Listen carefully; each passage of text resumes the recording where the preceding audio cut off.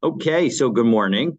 Today's daf is daf Mem Vav in Kiddushin, and I'm going to share my screen and we'll get started. So we have been dealing with situations of marriage of a minor daughter, often without the approval of her father, who has the biblical right to accept marriage on her behalf.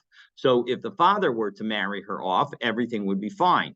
But what's the story when she marries her off? We generally say that a minor does not have the ability to effectuate a transaction. And so yesterday, we dealt with the first two of a series of three cases involving a minor daughter. So case number one was the Kiddushin happens with the father's knowledge, but then he goes overseas. Now, again, remember, Kiddushin / Erisin is step one. Nisuin is step two of a marriage. And step one effectively prohibits her from having marital relations with everybody, and including the husband. And step two enables her to be permitted to her husband. So if the Kiddushin happens with the father's knowledge, so now it's okay, and then he goes overseas, and the Nisuin happens without the father's knowledge while he's overseas. So Rav said she's allowed to eat truma because we assumed that everything was okay. So as a result, there's no reason to assume that there was a problem.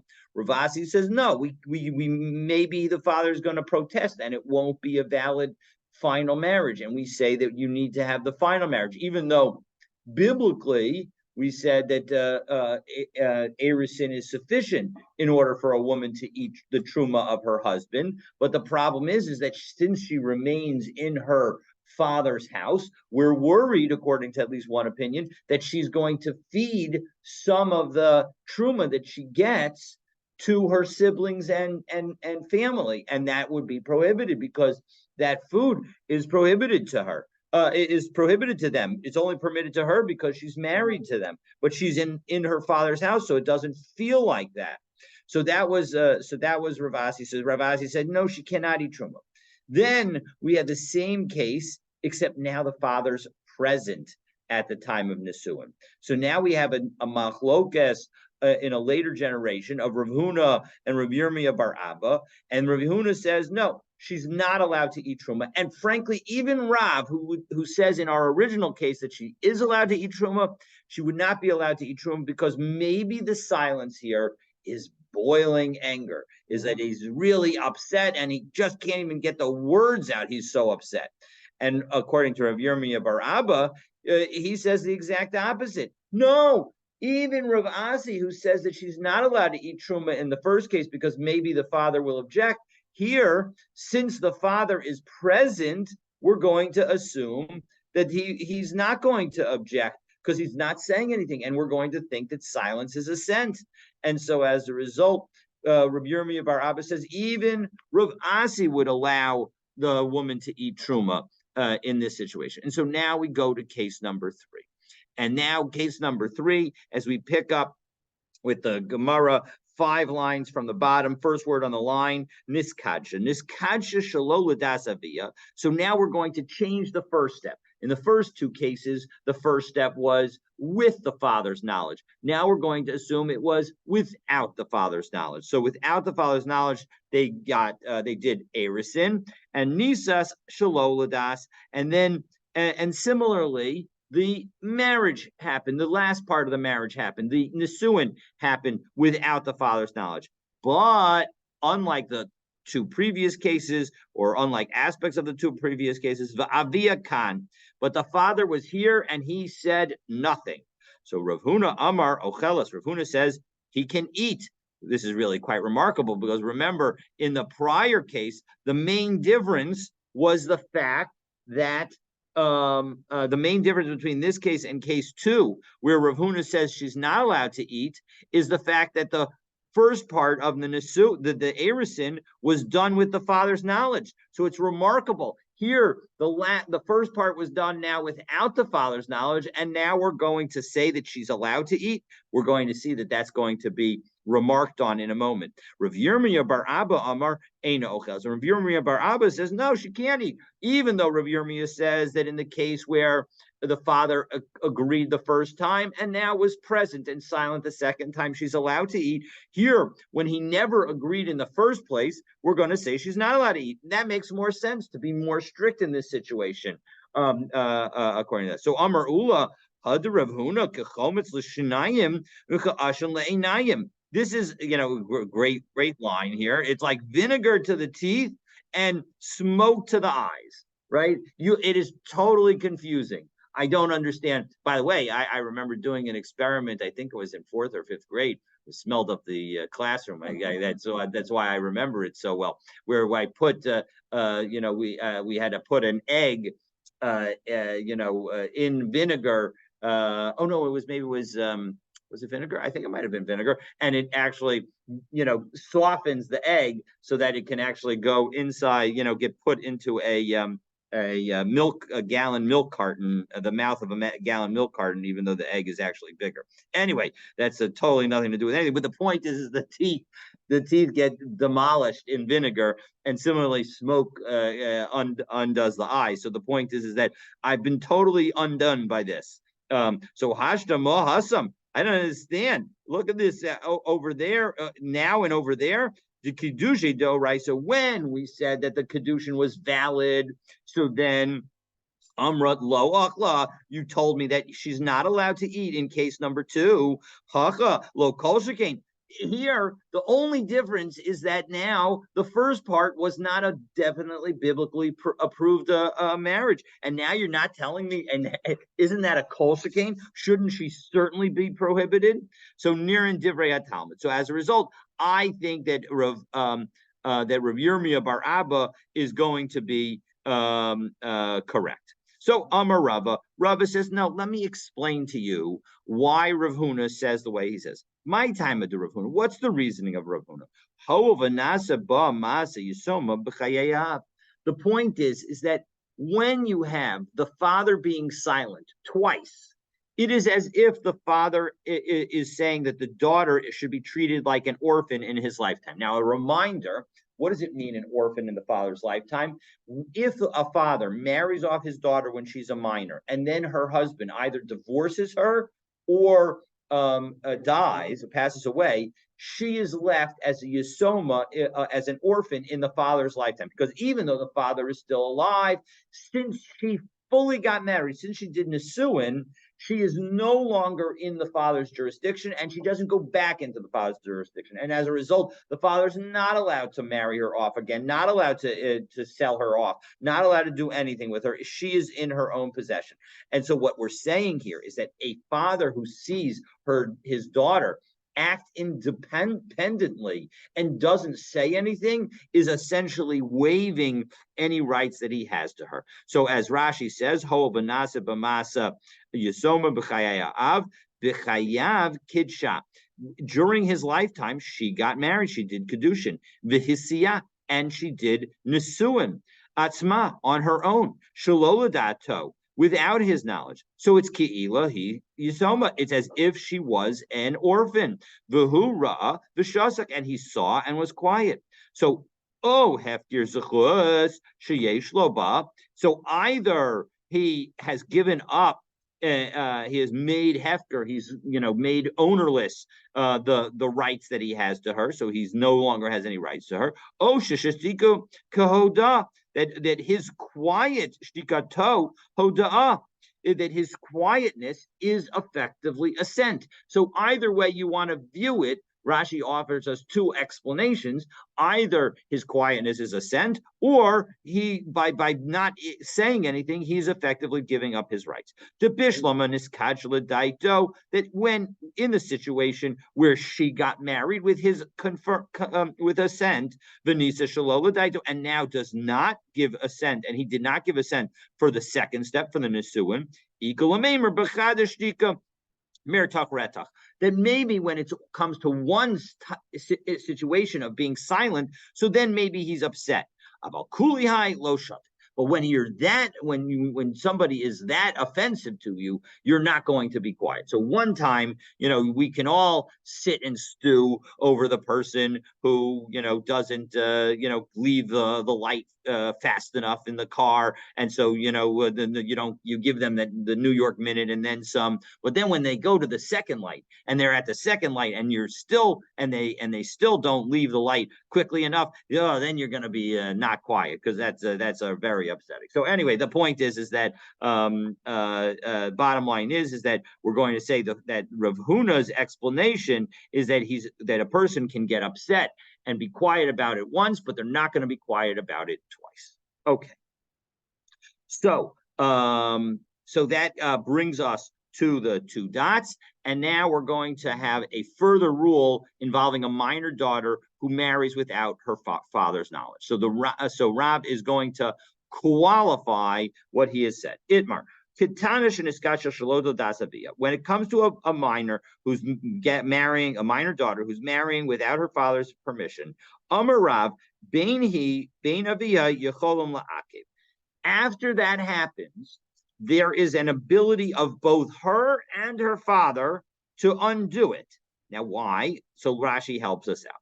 Yecholim la'akev. So we're going to actually have a Rashi and a Tosos here, and we'll have you'll see that there's a slight disagreement between them. Because at the time of the acceptance of the Kiddushin, the father didn't want it.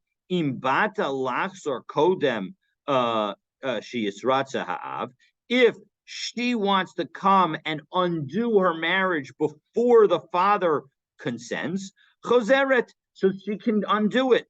V'lo mahanya to ritzui ha'av, and the later consent of the father won't help. The point is that the father has the ability to protest, because of course the father's consent is necessary, and the daughter has the ability to retract, because until the father has consented, according to Rashi, she can undo it, because she didn't have because the father hasn't yet consented to it. So this approach is very consistent with the idea that Rashi had earlier yesterday, that when the father consents, it's as if retroactively they become married. Okay, because the point is that as long as the father hasn't consented, the daughter has the ability to retract. However, Tosfos has a different approach, and let's take a look at that.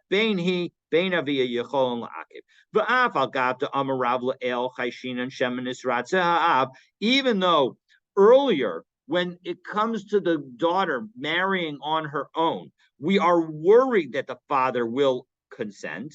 Hainu bistama. Shishama v'shasak. That's a situation where the father heard and was quiet. Avalhecha demicha.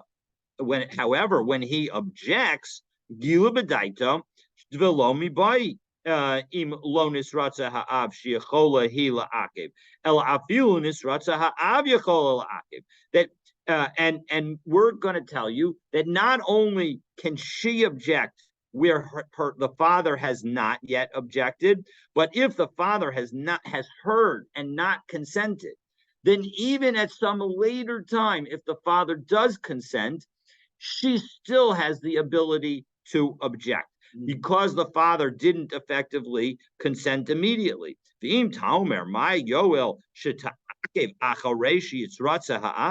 How could it work that she will object after the father has consented? And again, note the difference, because Tosfos is assuming that her objection, even after the father's consent, will be considered a valid objection and she will not be married. Especially, he has the ability to marry her off bal karcha, against her will. So how could it be that, because Tosfos understands this language of the Gemara as saying that she can object even if the father accepts? That the point is that when does the father have the ability to force his daughter to get married, his minor daughter to get married? That's where he is the active party, and he does everything from the beginning. But where she gets married on her own without her father's permission, and then only later does the father give his consent, and you want to say that maybe she's married because it's a benefit to him, Amrina, and we say, Kavan debito ma'akevet dechov hulo. No, because the daughter has the ability to undo it, it's actually an obligation to him. Velo haya mitratze. And he won't want it to be, he won't want himself to be, he won't want the marriage to be confirmed if it turns out his daughter is going to be upset about it. However, when we gave the explanation in Rashi, this whole issue wouldn't be a question, because according to Rashi, once the father accepts, she can no longer object. The wife, the daughter, could no longer object, because the perish hoel ubishas kabbalas hakidushin lo nisratza ha'av im bata lachs or kodem she yisratza ha'av choseres below mahani su ritzui ha'av. So that's exactly just a quote of Rashi. That in fact, again, she won't be able to object after the father accepts, because then the marriage is valid, and so it would be a valid marriage. And only beforehand, that's when the husband can, that's when the daughter can object. Rav Asi, on the other hand, says Avdio Velohi. She cannot object. The father can object because he never gave his consent in the first place. But she's the one who accepted the marriage. We're not going to allow her to object at some later time. So as a result, we're not going to let her object according to Rav Asi. So now Rav Huna is going to challenge Rav Asi's position. Esvei Rav Huna Rav Asi, v'amri lachia bar Rav Rav Asi. So somebody is challenging Rav Asi. Im ma'in yima'in aviha. We have in the Torah the law of a mefata. A mefata is somebody who seduces a girl. He is going to be obligated to marry her and to pay her dowry. But if in fact, but if in fact the girl, the somebody doesn't want, so then there's no obligation to marry. And instead, there's actually an obligation to pay a kanas, a fine. So so we have in the Torah, it says that if the girl's father refuses to give the daughter to the man who seduced her, so Ein li ela avia. That only tells me from this pasuk that the father would be able to object. He atzma minayin. How do I know that she's able to object? Tamalomer im ma'ain yima'ain. Then if that the double language of ma'ain yima'ain mikol makom, it doesn't make a difference who's doing the objection, even if she does the objection. So the issue is the following. We are assuming that the man seduced the girl in order to marry her. So that was an effort at doing Kiddushin. And yet we see that this Kiddushin with a minor girl who doesn't have the ability to consent on her own is considered on some level to be a valid Kiddushin unless she objects. So isn't that a proof to the position of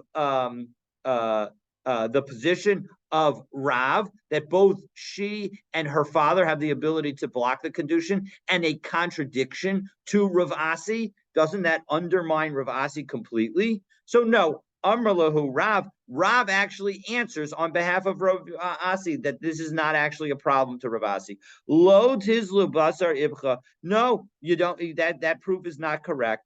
Don't follow the opposite. Meaning that Rashi explains lo tizli basar ibcha. Don't go after the opposite. Meaning davar she'enu. Don't go after something that isn't true.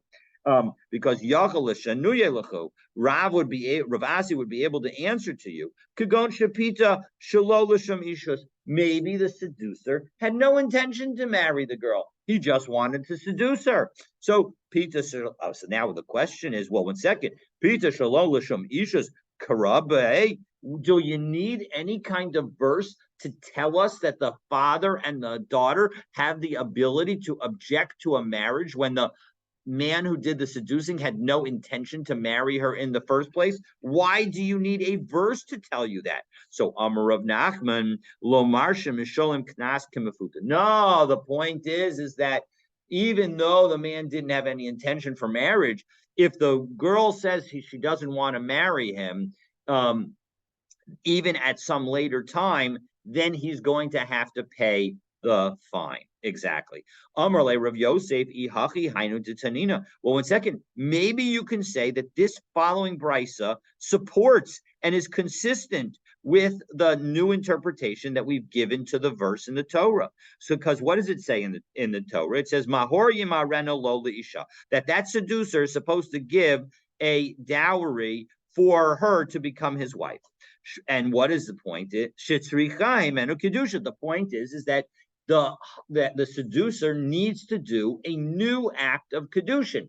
Doesn't that show that the Torah is talking about a situation where there was no intention for Kiddushin in the first place? If in fact he had seduced her for the purpose of marriage, Kiddushin lamali. Why would he need to do a new act of Kiddushin?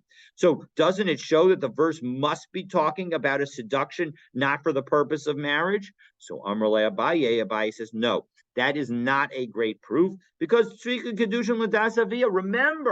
the daughter who was seduced never got the permission, of course, of the father in the first place, of her father in the first place. So the father always needed to have some kind of act that would enable him to consent. So the point is that maybe the Kiddushin is just a Kiddushin to obtain the father's consent. And so even if the original situation was intended for marriage, it doesn't have to be that the pasuk is referring to a situation where it was not an intention for marriage. Okay, so that goes through all of that detail. And again, we've been dealing with the case of a minor getting married. So that ends that discussion. And now we turn to the next Mishnah, and we have a discussion of multiple gifts. We know that in order to be married, the gift needs to be worth a shava pruta.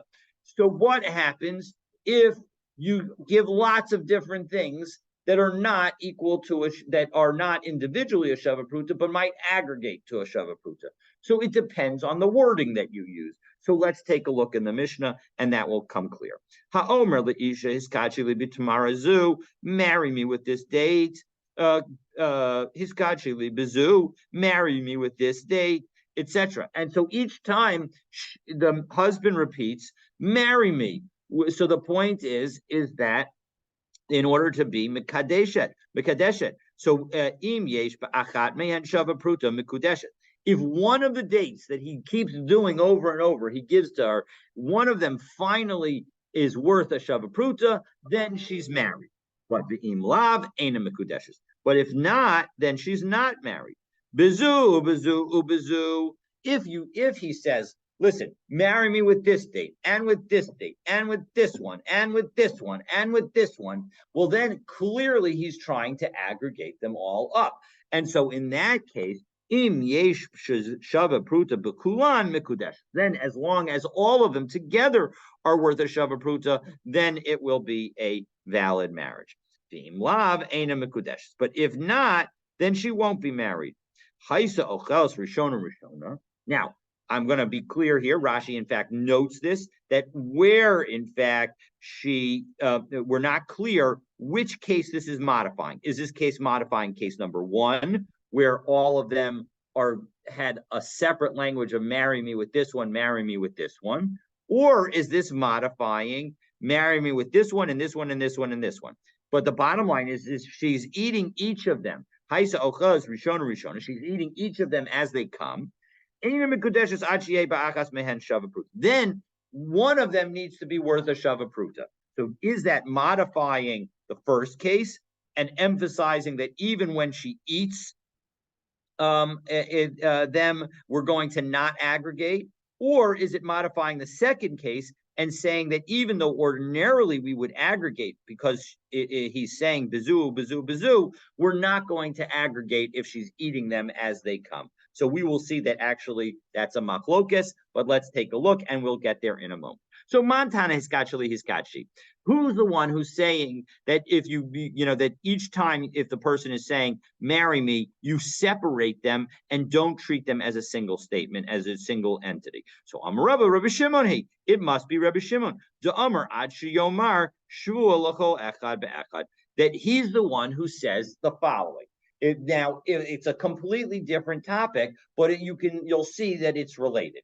If I go to you, if each of Charlie, Moshe, and I come to you, Stan, and say, listen, you we each gave you something to watch. And you said, I swear that none of you gave me anything to watch. So the question is, and then it turns out, of course, that we did give you something to watch. You're going to be subject to an obligation to give a korban. Now, are you subject to 3 korbanot in that situation or 1 korban in that situation? And so Rabbi Shimon says it depends. If you tell us, I swear to you, and I swear to you, and I swear to you, well, then you'll actually be obligated in 3. But if you say, I swear to you, and you, and you, then you're only obligated to 1 korban because you only had 1 shvua, even though there were 3 parts to the shvua. So that's where, so because Rabbi Shimon says that that in order to be obligated multiple times, you need to repeat, I swear, I swear, I swear. So that shows that when you use the multiple language, then you're cutting things off.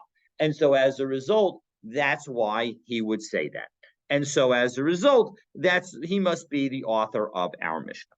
So what about now? Now we go to the last case of our Mishnah and we try to figure out, okay, so who is it that was the author of the, who was it? Which case does the 3rd case in our Mishnah modify? Again, that's the case where she eats them as they're given to her. So bezu, im yesh bekulan shava pruta, etc.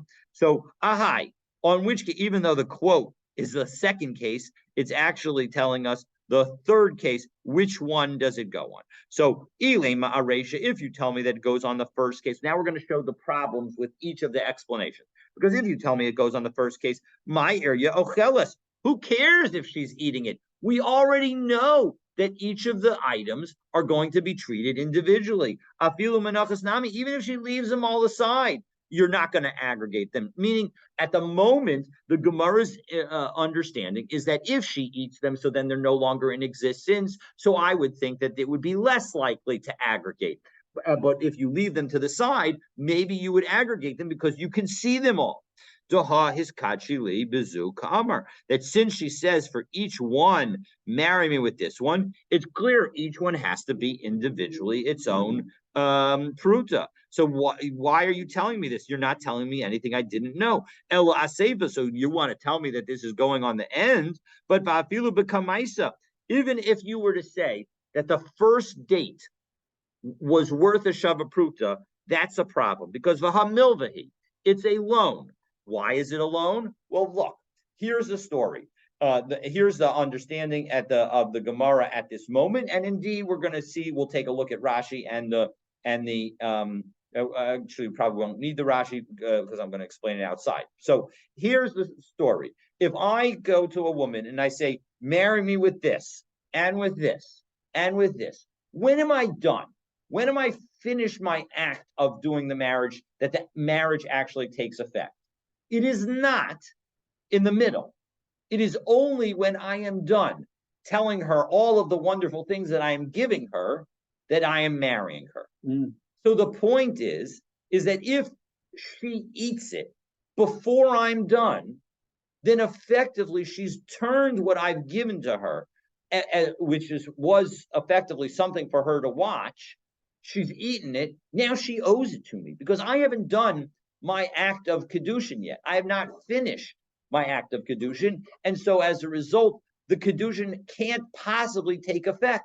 And so when she eats it, she's effectively turning what I've given her into a loan. And we have a general principle that if I owe money to a woman, I cannot say to her, okay, I owe you $1,000. I'm going to waive that $1,000 so you don't have to pay me back. But with that money, I want to marry you. And why isn't that good? Because we know that the husband has to give something to the wife. And so since nothing was given at this moment, it's just a waiver and allowing of her to retain what she already has, even though if she gave it to the man and the man gave it back to her, it would be a good marriage. That's not going to be a good marriage in this situation. Okay, so now Tosos asks a very good question. Va'afilu b'kamaisa, perish b'kontra. So let's take a look because Tosos very helpfully quotes a full Rashi, so we'll get a full sense of what Rashi says. Afilu harishona o ashniya, whether it's the first one or the second date, shavapruta, if it was worth a pruta, aval got the aim ba'achrona shavapruta, even though the last one's not worth a shavapruta, mikudeshes, then she would be married. But v'ha malvehi, but that's going to be a loan. Kaven de hakedushin lo nigmaru. Kablam kulam, until she gets everything that I'm trying to include in my effort to try and give her lots of stuff as part of the marriage. Until she gets it all, the marriage is not complete. And so as a result, vihi achla, but now she's eaten it. Harishona, the first ones. So kvar kodem shenitkana ota b'kedushin. The kinyan doesn't actually take effect. Her ability to be kona all of them as a marriage act does not happen until I finish speaking. And so as a result, if she eats it, she's taken an act of possession that effectively undermines the ability for that to be part of the overall Kiddushin. So Havyan Malva. So as a result, it becomes a milva, it becomes a loan, Gabab. All right, now Tosas asks his question. V'im tomar kevin b'Torah's kedushin asuliyada. Give me a break. It came into her hand as part of a kedushin. Hechi hayam havamelva. How are you going to tell me that it suddenly became a loan? After all, we say, and we're going to talk about in a couple of about 2 weeks. We'll say the perika omer. If I tell a woman, listen, marry me with this, with this pineapple, which is definitely worth a shavapruta, so we're going to ignore the shavapruta question. Marry me with this pineapple in 30 days.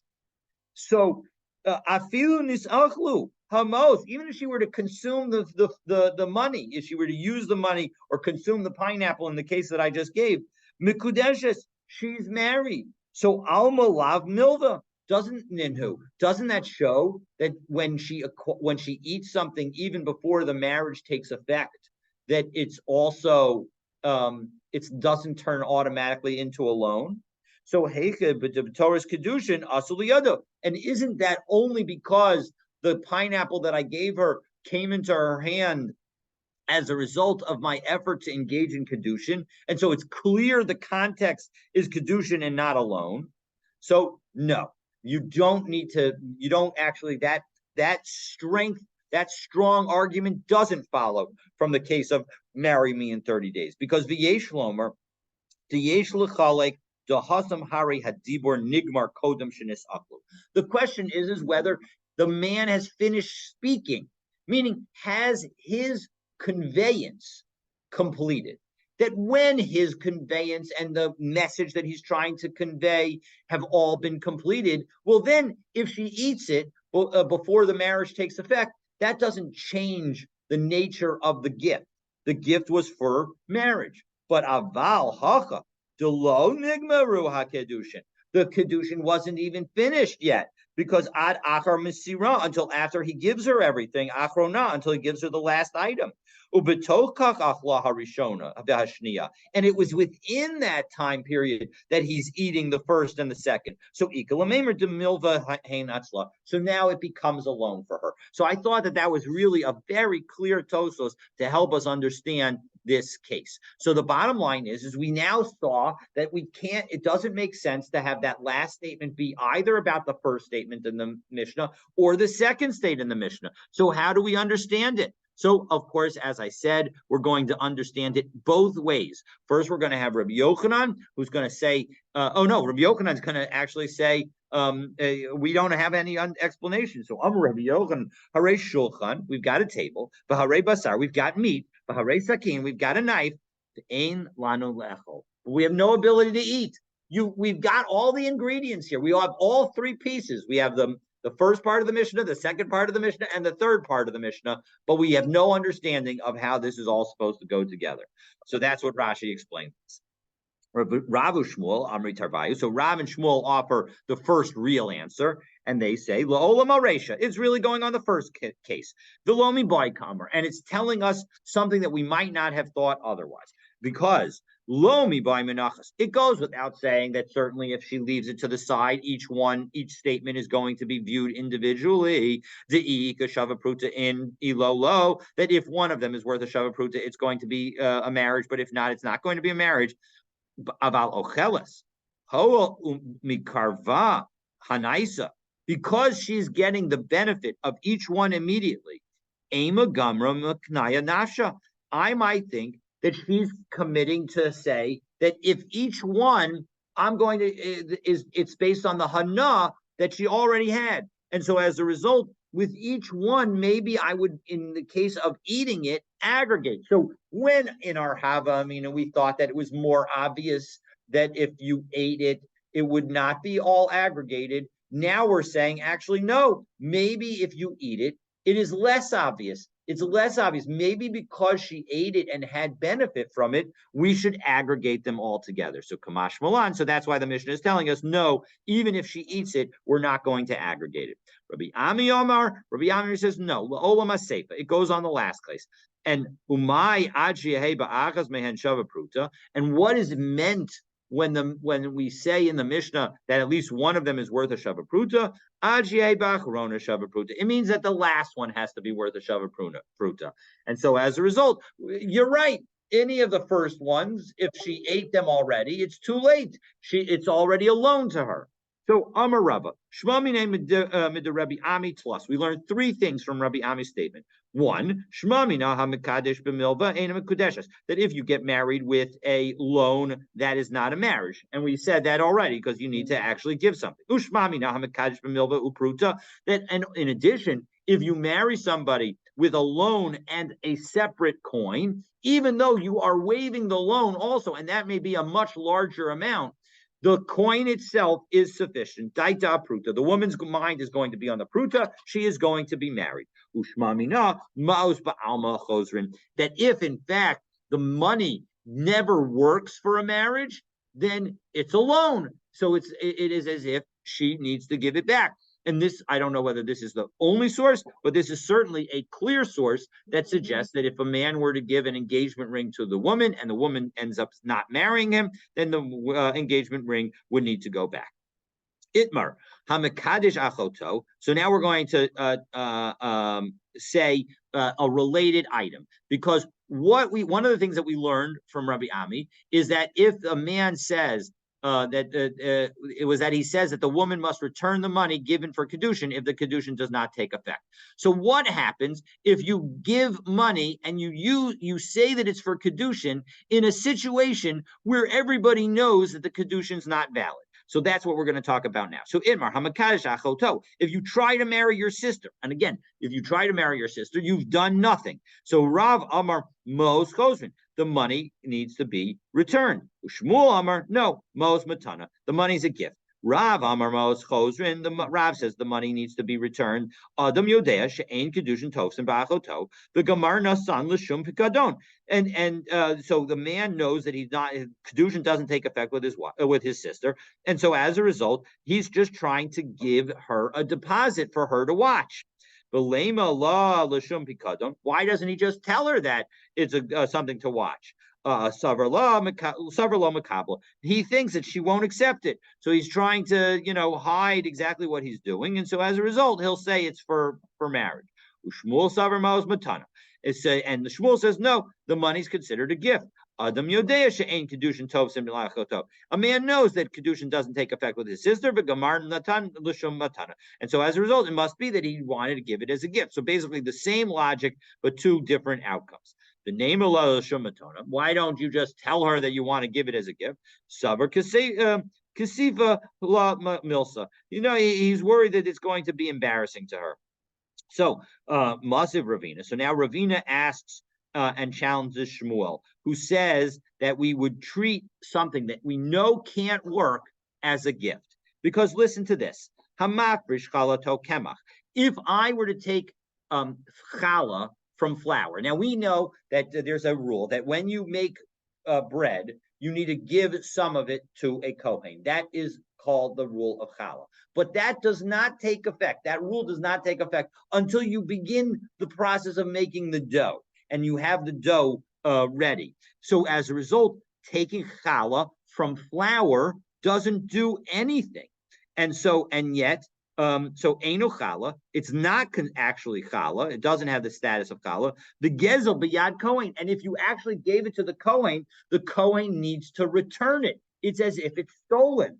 My guess will be ad Cohen. According to Shmuel, why should it be treated as stolen? Nema Adam Yodea She'en Mafrishin Chala Kema. People know that you can't use you separate flour as challah. The Nasan L'Shem Matana, and let's assume that it was given as a gift. So shiny Hassam, that case is different. Denafik Chorvamina, because if in fact it was, if we do allow the Kohen to keep it, then something terrible might happen. Because Zimnin to Islay the Kohen Pachos Mechamish Revayim Kemach, because maybe the Kohen will have less than the required amount of dough that because by the way, a Kohen who makes challah also needs to take challah, who makes bread also needs to take challah off. And so maybe he was making less challah than he thought was necessary to take challah.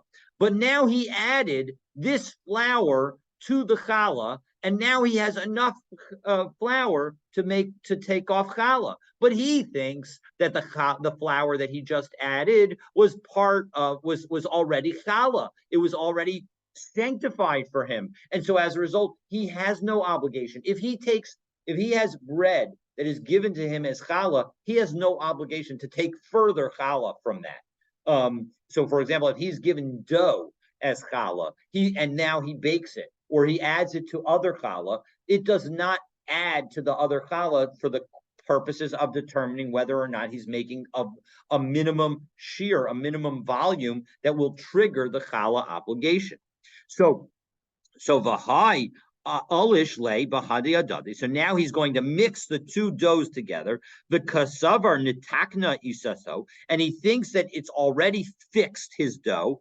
And he's going to end up eating tevel, meaning a combination of challah of challah that was supposed to be taken off and his regular dough that he's allowed to eat. And so that would be terrible to happen.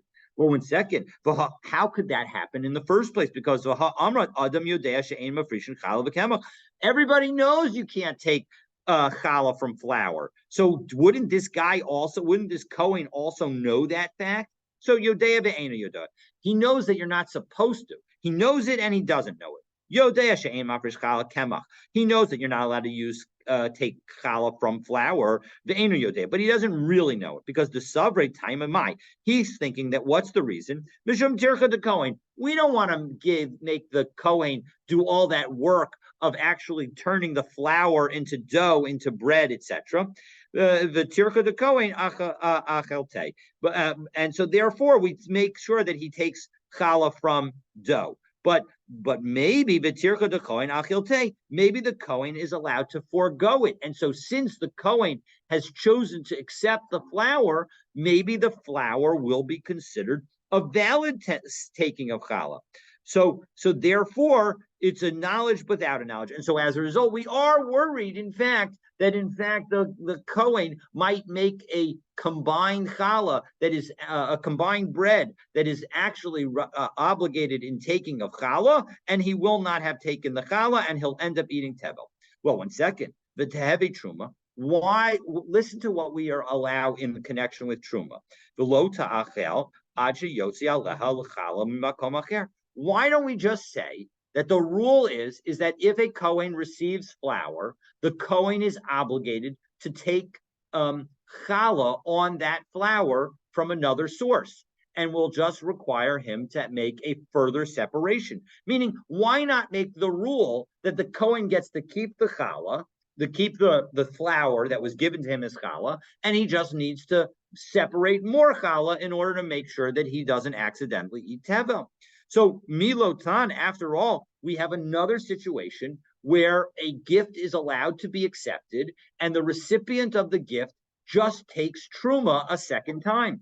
Min hanakov al she'einu nakov. If you have two flour pots, one with a hole in the bottom, one without the hole in the bottom. Now, the one with the hole in the bottom is obligated in trumas and maestros because the hole, on some level, connects that flour pot to the land of Israel that is underneath it. So it will be obligated in taking Trumas and Maasros. But if you have a flower pot that has no holes in it, even though it's in Israel, we will generally not from the Torah require you. But we will say you need to take it from a rabbinic. But when you take it from a rabbinic, we don't want you to take it from a biblical source. And so as a result, if you take from a perforated flower pot, which is obligated in Truma D'Oraisa, and you do it on behalf of a flower pot that is not obligated D'Oraisa, so Truma, we treat that as Truma, meaning the Kohen who receives it gets to keep it.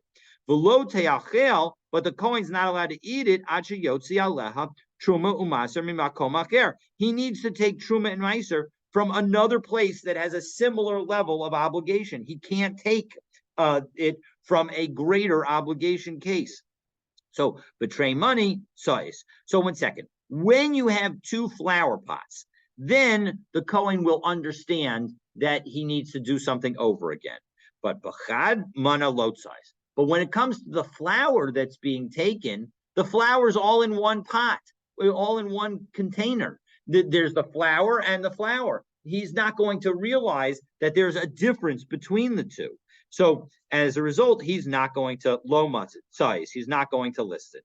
So the ibayasema, or that was answer number one. L'olam Kohen meets a size. That may fix things on the Kohen side, but because sabar bal habayis nitakna isato. But then we still have a problem because the baker of the bread still has an obligation to fix things.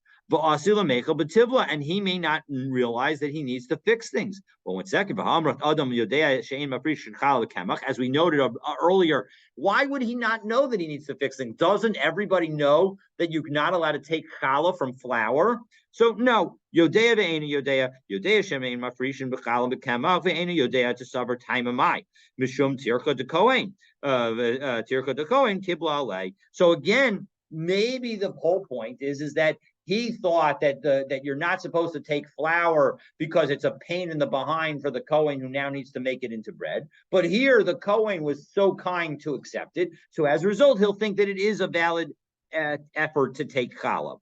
All right, but to have a truma. So 1 second. So yes, all right, we understand that all of that's going to be a problem, but we can still use another case of truma and make it a situation that allows us to undo it. V'yaksar v'yitrum. Because let's have the taker, the person who's giving the challah, will also require him to take challah. So basically, our proposal right now is to say the Kohen is going to need to take. It gets to keep the flour, and he needs to take challah on that flour. And the giver, we're going to just require him to take challah again when he makes that the flour into dough.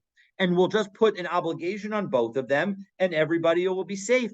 Because we look at the following case. Milo Tnan, we have again that same Mishnah in Demai. Mishnah Eno Nakov Al Hanakov. If you take from an unperforated flower pot, so it's obligated only rabbinically in Truma, and you do it on behalf of the Nakub, on behalf of a perforated flower pot, where the flower pot is actually obligated in Truma D'Oraisa, again, Truma, it is considered Truma, meaning it has to be given to the Kohen, but V'yatzar V'yitrum, but the person who took it, the owner of those two flower pots, he's going to need to give Trumas and Maestros again, because he took from a lower level of obligation on a higher level of obligation. So as a result, that's not going to be valid. So ha'okimna betray mani tzois. So I can answer that. Again, when you have two flower pots, so then it's clear, and we can give that kind of instruction to the person who's giving the gift. But here in the case of the flour, there aren't two flowers. It's different times along the path. And so it's only one situation. It's one utensil. So lo tzas, he's not going to listen.